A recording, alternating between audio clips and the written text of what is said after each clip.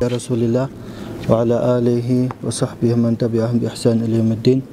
Rabbi şrah li sadri ve yessir li emri ve hlul ukdeten min lisani yefqahu qawli. Assalamu aleykum rahmetullahi ve berekatuhu. Dinge beken bolu. Din karmanu boyunca bolot.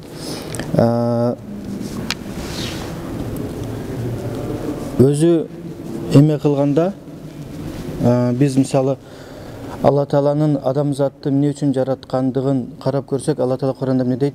Ауzu billahi mineşşeytanirracim. Ve ma halaqtul cinne vel insa illa liya'budun. Men insan менен jinди bir gana maga ibadat kılууга gana жараттым дейт да. Demek mına adam zatın жаралышынын, adam zat ошондой эле jiндердин жаралуусунун birden bir sebebi bul Allah Taala'ga ibadat kılуу. Негизи максаты ошол, башка максат жок. Калгандар баары ошол максатты ишке ашыруу үчүн жаралган да.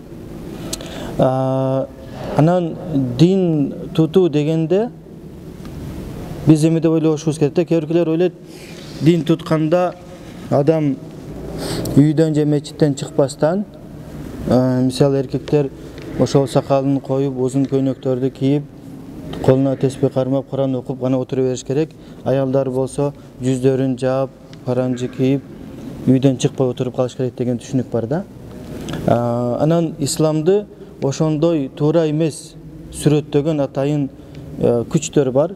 Бул илгертен эле келип уланып, илгертен болгон жана бул улана берет. Ошол бардык эле пайгамбарлардын учурунда адамзат ошол көрө албагандар, капырлар, ыйман келтирбегендер шылдыңдап ар нерсе кылышканда элди тосуу максатында. Эмне үчүн? Allah Taala Kur'an'da ne dedi? Auzu billahi mineşşeytanirracim. Veddellezine keferu lev tekfuruna kema keferu fetakununa sawa'a deydi. Kapırlar silerdi ошол өздөрү сыяктуу капыр болуп бирдей болуп калууңарды өтө каалайт дейт да.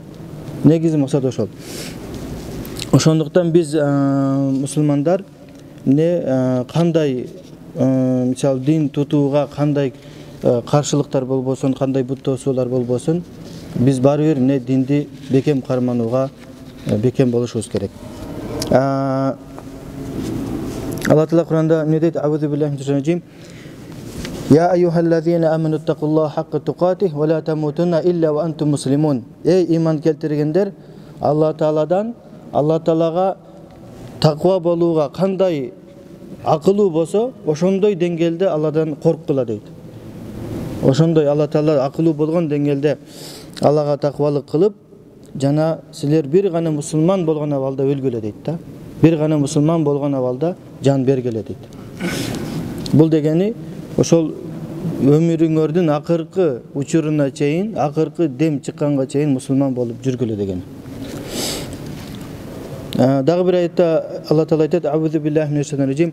Ya eyyuhellezine amenu ittaqullaha ve qulu qawlan sadida. Ey iman keltirgenler, Allah'dan korkgula jana toora söz сүйлөгүлө.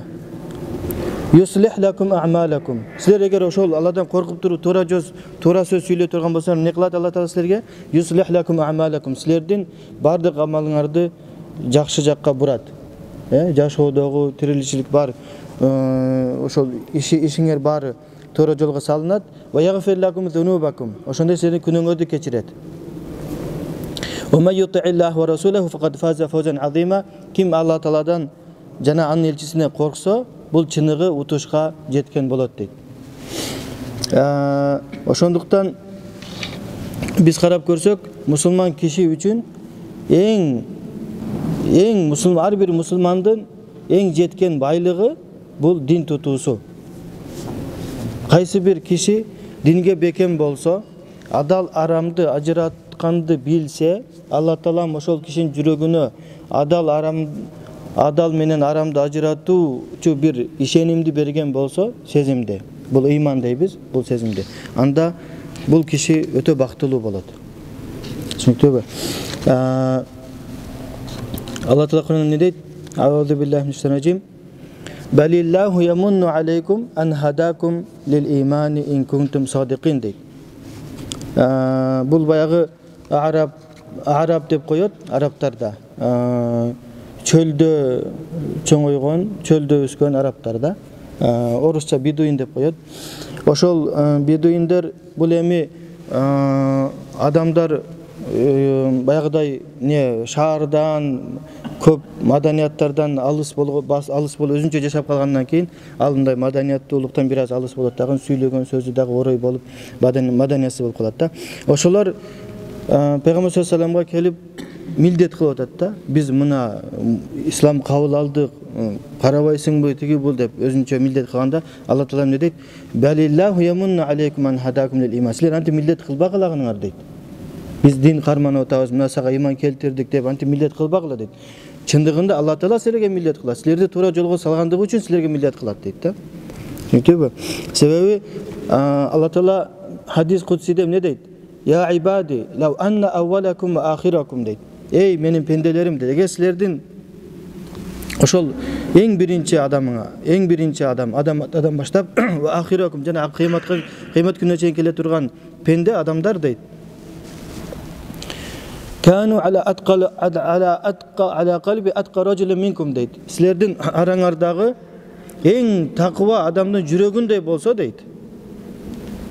Ең тақва жүрегі, тақвадар, ең тақва кişi бұл кім? Peygamber sallallahu aleyhi ve sellem, Muhammed sallallahu aleyhi ve sellem. Peygamberlerдің arasından da peygamberlerin mırzası. Maqul bu. Oşol Muhammed day sallallahu aleyhi ve sellem day жүрегіңер ошончо тақва болсоңор deydi. Ma zada zalika fi mulki şey'en menin bu sizlerin takvachılığınlar, din tutumunglar menin mülküme bir kıpınday bir koşumça kılbayt deydi. Hiç kanday paydası yok deydi. Ya ibadi law anna awwalakum ve ahirakum kanu ala qalbi afjar rajulin minkum. Ey pendelerim deydi. Eğer sizler uşul adamdan başlap kıyamet gününe çeyин kele turgan adamdardın bari eң баягы жүрөгү кир, eң капыр жеткен залым пенде болса деле дейт. Бул эң капыр адам бул не? Фир'аун. Фир'аун не үчүн? Сен ал мен кудаймын деди. Кала ана раббукумул а'ла. Эң улук кудайыңар менмин деди Фир'аун. Ошондой Фир'аундай капыр болсоңор дагы менин мүлкүмө бир зыяны тийбейт дейт. Түшүнүктүбү? Ошондуктан биз мына намаз окуп din карманып ушундай жүргөнүбүзгө, ушундай акыбалыбызга биз Алла Таалага көп шүгүр келтиришибиз керек да. Бул биздин кандай биз мисалы мен кээ бир адамды ойлобош керек да. Мен мына өзүм китеп окуп, илим алып, анан мына имандуу болуп калдым. Өзүнө эме кылбаш керек. Бул Алла Тааланын бизге берген нематы. Biz özümüzdü anti aldı başımız gerek de men özüm tуура жолду таап алдым. Men андай кылдым, мындай кылдым дебеш керек. Бул Алла Тааланын нематы.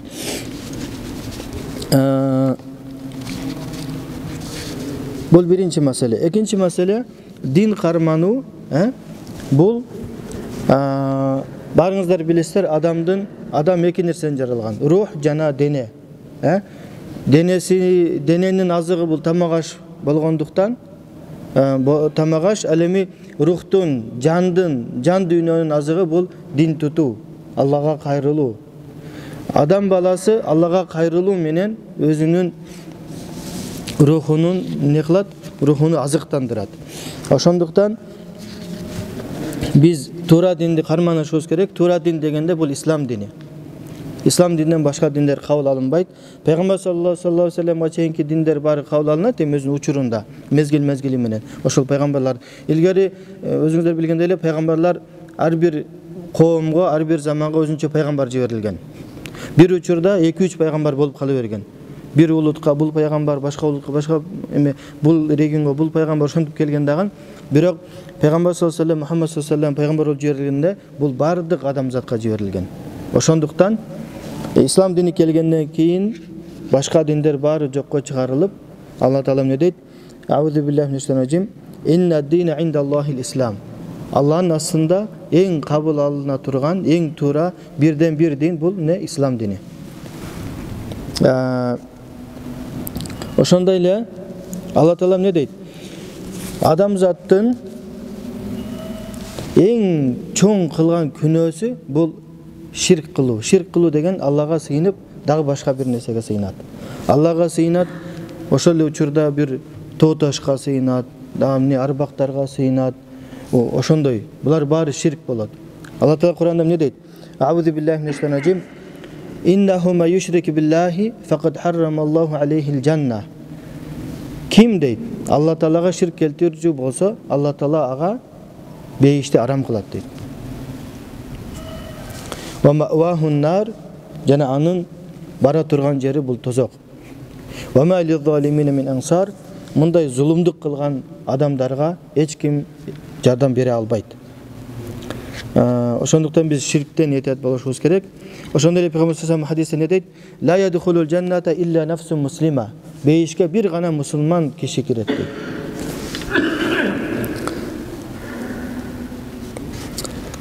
Бул биринчи. Экинчи маселе, биз дин карманганда дайыма Алла Таалага кайрылып турушубуз керек. Ар бир намазда, ар бир убакытта, мүмкүн болсо намаздан сырткары деле башка учурларда биз Алла Тааланы эстеп, Алла Тааладан тилешибиз керек. Пайгамбар саллаллаху алейхи вассалам дайыма тилеп жүргөн. Не деп дуа кылган? Аллахумма аслих ли дини аллази хуа исмату амри дейт. Аллахым, менин динимди туура жолго салганың, менин дини багытымды туура жолго салганың, жана бул дин тутуу менен исмату амри деген бул ошо дин тутуу менен мен не тозоктон куткарылып бейишке кирем дейт. Ошондуктан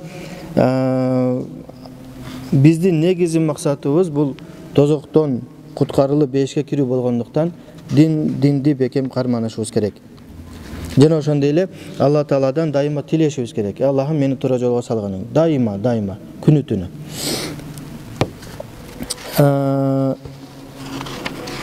Мисалы биз дайыма Фатиханы окуйбуз, ар бир рекетте канча жолу окуйбуз мисалы. Ар бир намазда канча жолу окуйбуз бир күндө. Ошондо ар бир рекетте окуп атабыз неде? Ихдина сиратал мустаким. Бизди туура жолго салганың. Кайсы туура жол? Сиратал лазина ан'амта алейхим гайрил магдуби алейхим алад-далин. Сен ошол нимат кылып туура жолго салган пенделериңдин жолуна жолдогонуң.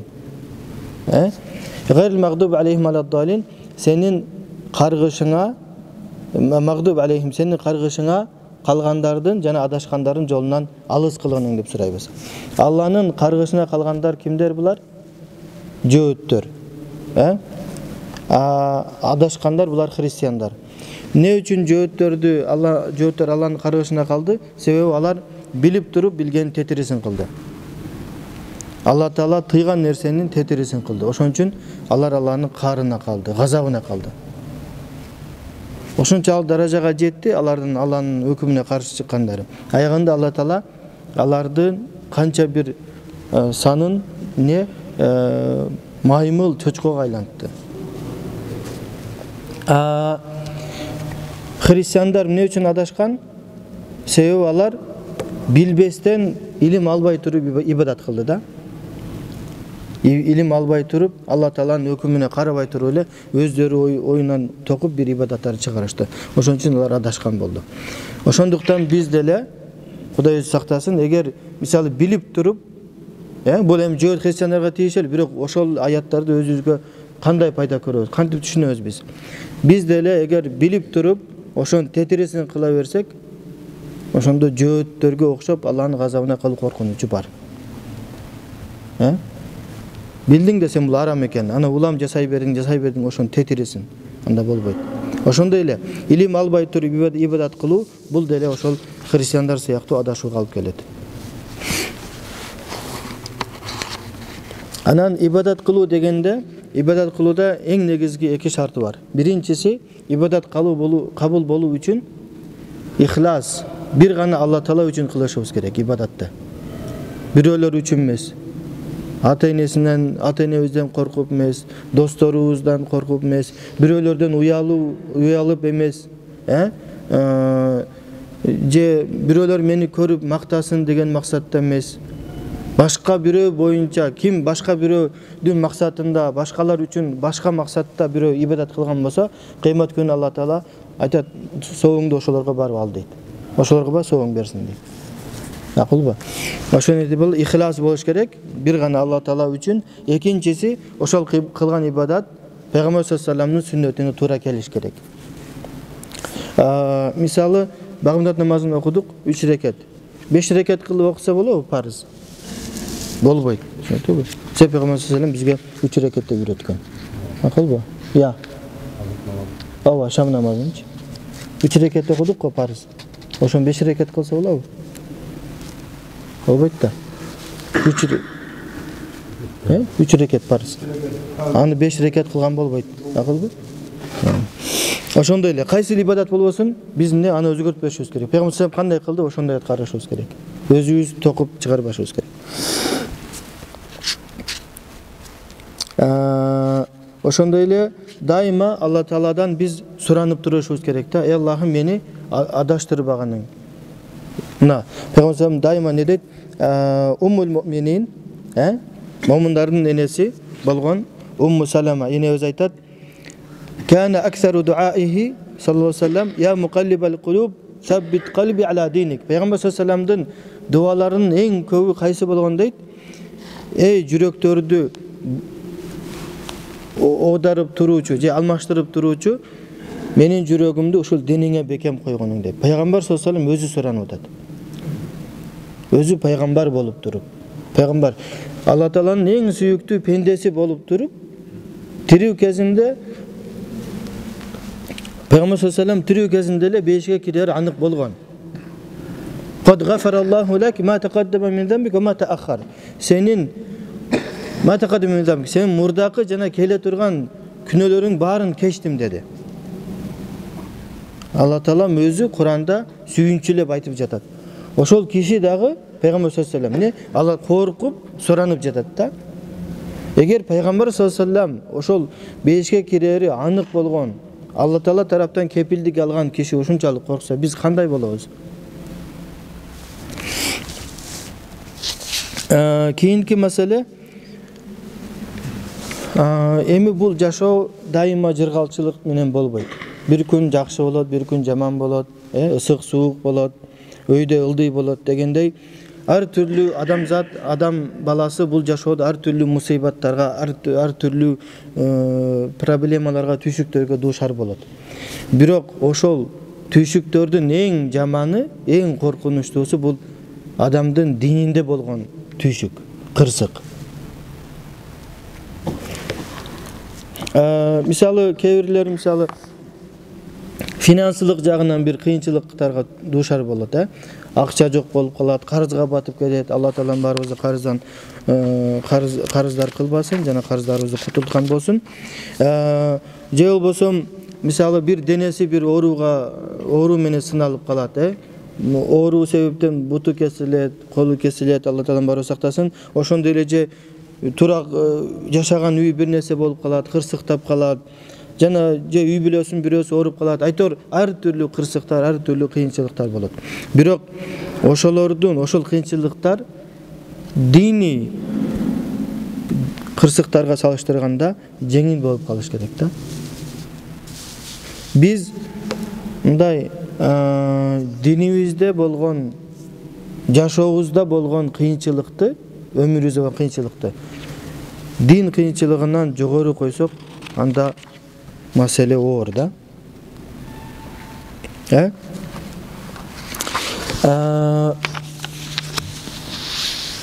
Кади Шурайх деген сахаби айтат.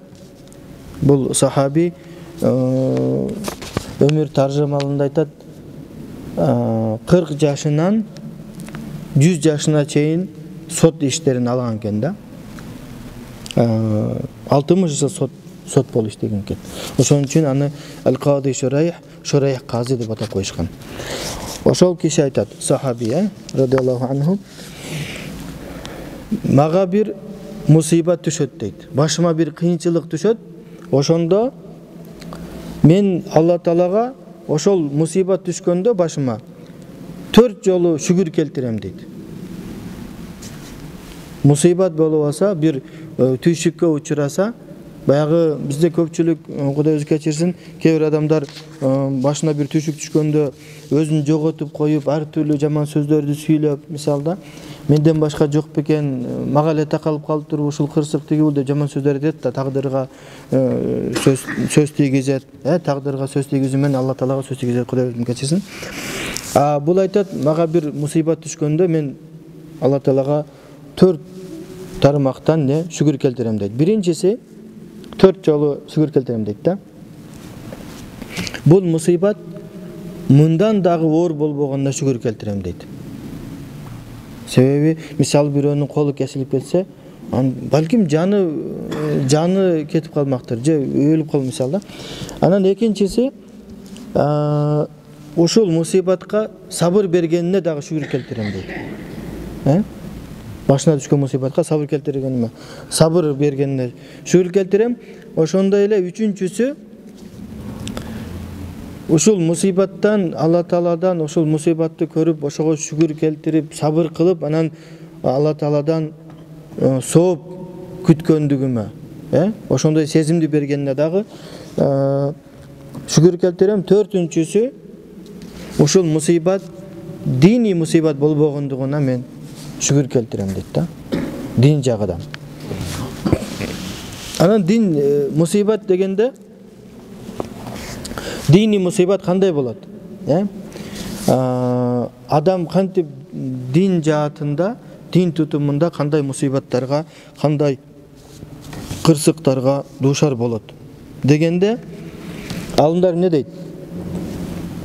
Биринчиси бул Алла Таала кээде бирөөнү бир күнөө менен сынап коёт. Ошол күнөөнү кылбаса, өзүн кармана албай калат.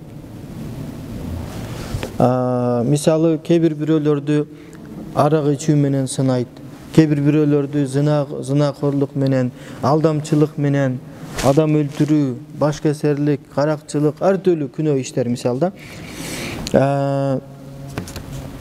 Аллам кечирген болсун баарыбызды. Экинчиси бул эмне?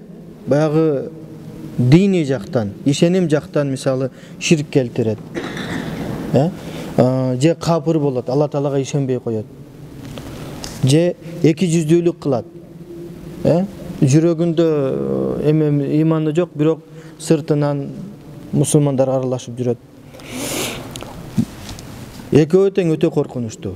Бирок ушул экөөнүн эң коркунучтуусу бул эмне? Экинчиси, капырлык.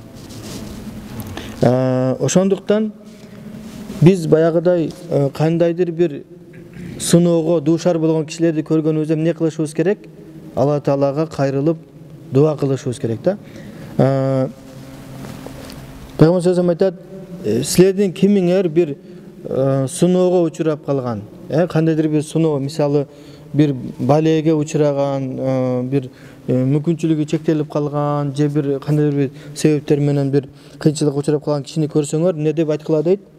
Алхамдулиллахиллази афани мимма ибтала бихи хаза бихи ва фаддалани алейхи ва аля касирин мимман халака тафдила. Ким дейт? Бир оорукчан же бир кыйынчылыкка дуушар болгон кишини көрүп туруп, Аллага шүгүр келтирип, ушул кишиге берилген сыноодон мени алыс кылып, көптөгөн макулуктардан, адамзаттан мени улук кылып койгон, кадыр бактуу кылып койгон Алла Таалага шүгүр келтирем деп шүгүр келтирсе дейт, Алла Таала ал кишини ошол көрүп турган эмесинен, баледен сактайт дейт да. Ошондуктан биз кээ бир учурда кээ бир адамдар бар, бир азыр майып деп айтпак элек, мүмкүнчүлүгү чектелген кишилер, мисалы майып болобу, кайсы бир мүчөсү, мисалы көзү азиз кишилерди көрсө, же баса албаган кишилерди көрсө, же шал оорусу менен ооруп калган, ар түрдүү мисалы ошол кесепетке, кырсыкка учураган кишилерди көрсө, же бою өспөй калган кишилерди көрсө, шылдыңдайт да. Бул туура эмес. Мисалы күнөөкөр баягы жерде арак ичип жатып калган кишилерди көрсө шылдыңдайт, же ар түрдүү жаман нерселерди көрсө шылдыңдайт да. Бул туура эмес. Акылбы? Биз антип шылдыңдасак болбойт, күнөө болот.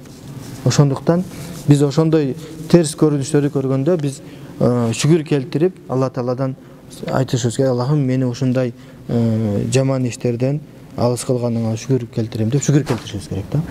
Жана ошондой эле сактаганың деп.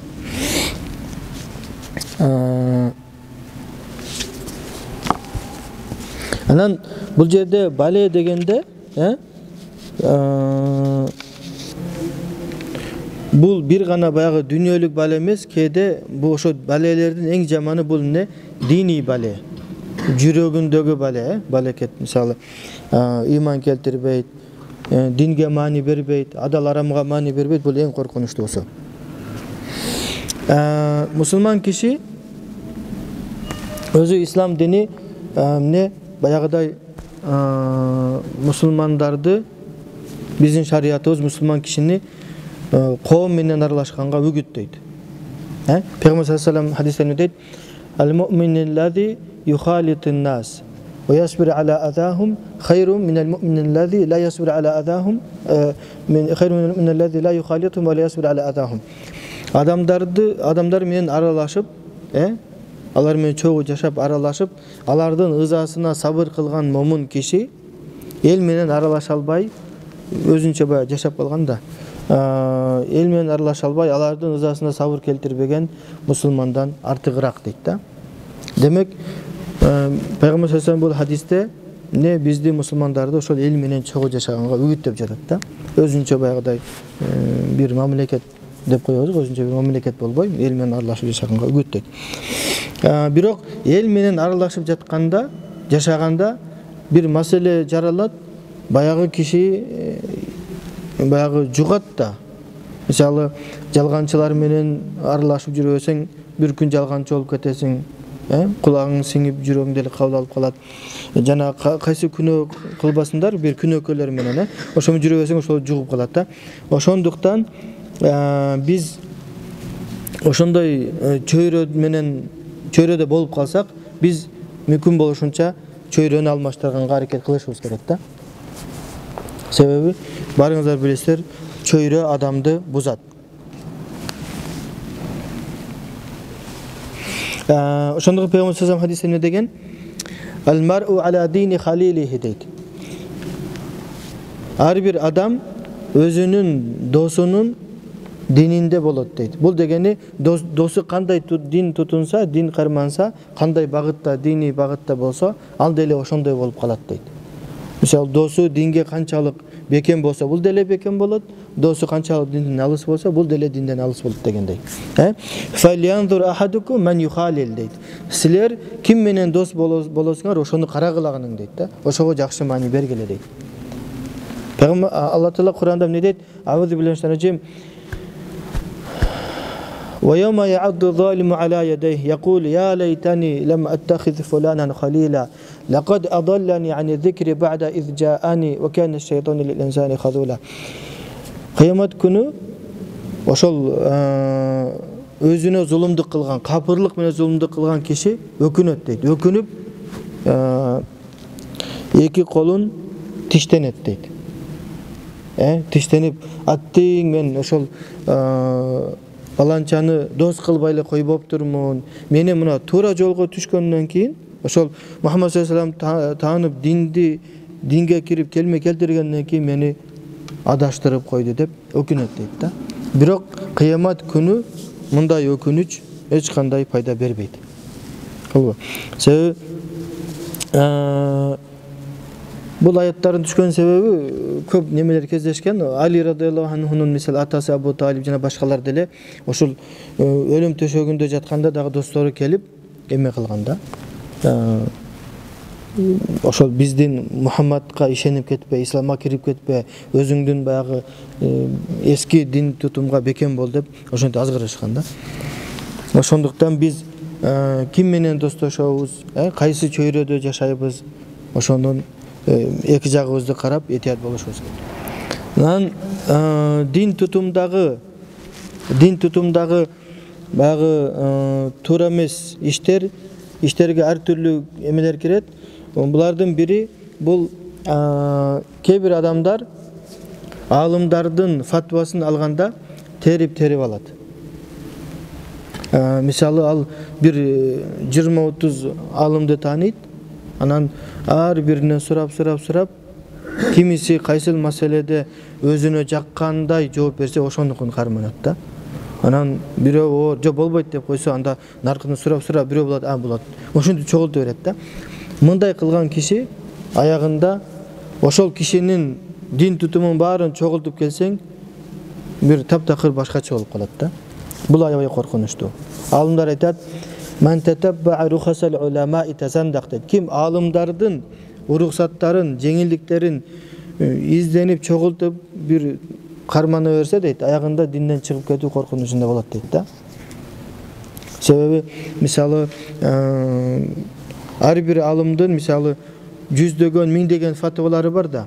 Ошонун арасынан окуп, тизмектеп чыкса, өзүнө жакканы болот да. 5-6 жагат, мынан 5-6 алат, дегенен 5-6 алып, 5-6 алып, баарын чогултуп туруп, өзүнчө эме чогултуп бир эмеге түшүргөндө үлгүгө башкача болуп калат да. Ошону этет болушубуз керек биз. Анан алымдар айтат, кээ бир учурда мисалы бир киши бирөөнөн сураса болот дейт, бирөөнөн сураса болбойт дейт. Бунусу бир нерсе деп, ар нерсе деп айтып берет го. Ошондой учурда кайсынысын карманыш керек дейт. Эми карапайым адамдарга, мисалы бизге окшогондорго көп деле маселе билбейбиз да. Ошондо кандай кылат карапайым адамдар дегенде мусулмандар? Бул ошол 2-3 алымдан сурайт дагы, ошолордун арасынан кимисин мисалы караганда динге бекемирээк, кимиси такварак болсо, кимиси илимдүү көрүнсө, ошонун айтканын кылат дейт. Демек бул жерде 2 шарты бар. Ал киши илимдүү болуш керек, ошондой эле илимге динге бекем болуш керек, таква болуш керек да. Ана ошонун фатвасына амал кылса болот дейт.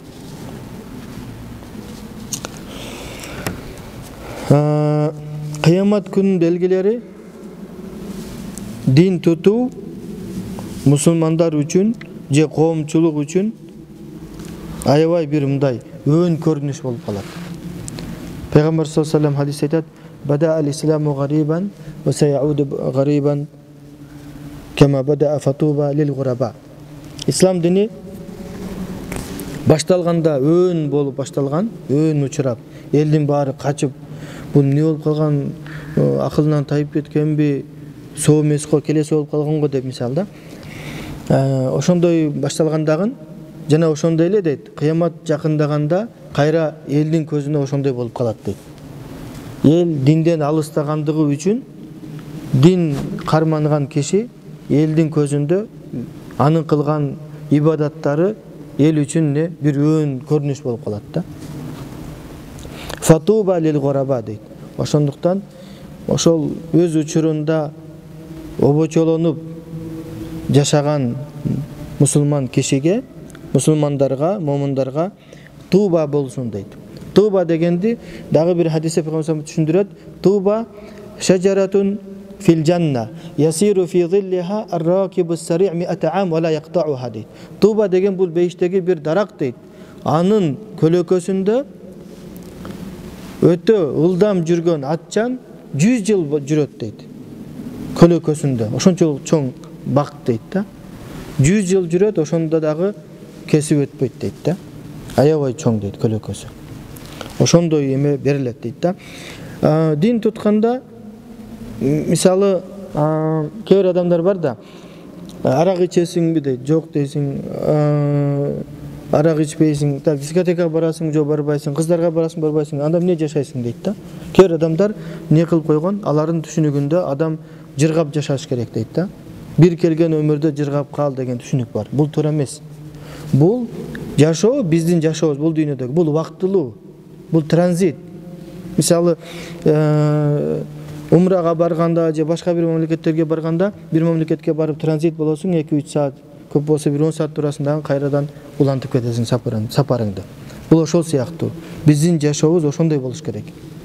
Кун кааннака гариб ау абир сабил деп Пейгамбар.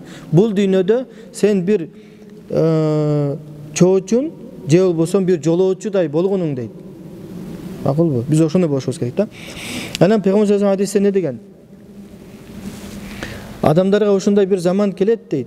Ошол учурда динине бекем болгон киши колуна чок кармагандай болот дейт. Мисалы ким колуна чок кармап тура алат? Аябай кыйын, колун күйүп кетет да. Дин карманган дагы ошондой оор болот дейт. Ким ошол заманда динге бекем болсо дейт, ал кишиге 50 кишинин сообу берилет деген. Сахабалар сурайт, 50 киши бул кайсы ошол замандагы учурдагы кишилердин сообу же биздикиби дегенде, силердин деген. Бул дегени 50 сахабинин сообу берилет деген. 50 сахабинин соогун биз оңойчулук менен алып койбойбуз да. Макулбу? Сахабалар кандай кыйналган? Биз деле ошондой кыйналышыбыз керек да. Ошондо анан ошол соопко татыйсың. Анан жөн эле бул үмүт менен гана, үмүт менен эле жетпейбиз да биз бугачы. Буга мээнет керек. Пейгамбар саллаллаху хадисте айтат: Ислам дининин өкүмдөрү бир-бирден жок боло берет дейт. Адамдар, бул дегени адамдар динди бир заматта эле таштап койбойт дейт ислам дининчи. Мисалы, бүгүн мусулман, эртеси турдагы болду мен дин кармам, көпчүлүк да, көпчүлүк адамдар, керкелик капыр болушу мүмкүн, бирок көпчүлүк адамдар, мусулмандар мисалы дин кармабай койгондо акырындык менен таштайттар дейт да динди. Уруа акырындык менен бир-бирден дейт. Ошонун эң биринчиси адамдар мисалы бир неме өкүмдү таштадыбы, экинчисин бекем кармады, дагы таштады, дагы ошентип кармандаттар дейт да. Ошонун эң биринчиси өкүм сүрүү, Алла Тааланын өкүмү менен өкүм сүрүү. Азыркы учурда акыркы бир 200-300 жылдарда, адашпасам тарыхта, мусулмандар бардык мамлекеттерде дүйнө жүзүндө Алланын өкүмү менен жашаганды кандайдыр себептер менен таштап коюшту да. Жана ошондой эле анын эң акыркы адам мусулмандар таштай турган эң акыркы исламдын өкүмү бул эмне? Намаз дейт. Аягында намазды таштап коюшат дейт да, акырындык мененчи. Ошондуктан биз мүмкүн болушунча ислам динге бекем болушубуз керек.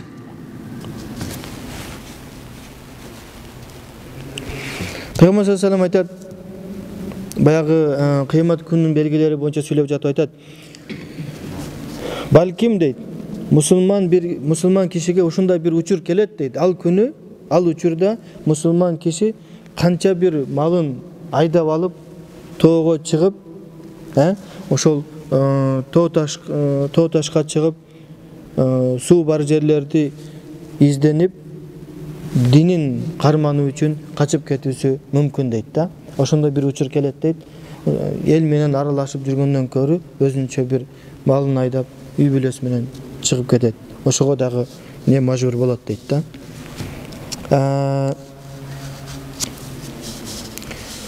Ошондой эле Пейгамбар саллаллаху алейхи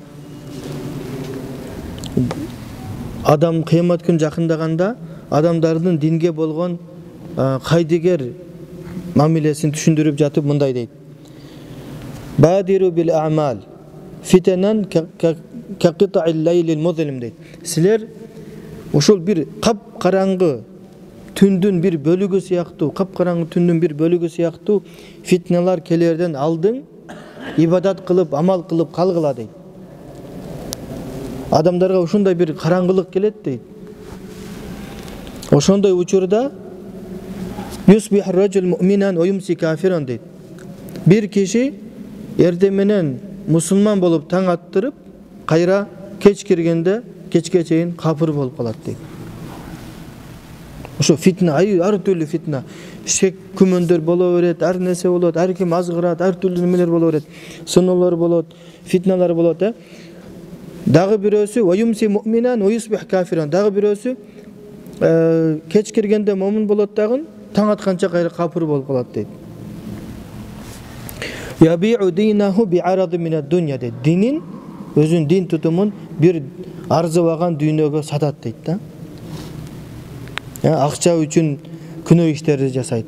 Акча үчүн адам өлтүрөт. Акча үчүн уурулук кылат. Акча үчүн бир күнөө, кандай бир күнөө болбосун, арак ичет, акча үчүн зинага, акча үчүн ар түрлүү нерселерди кылат да. Дүйнө үчүн. Ошондуктан биз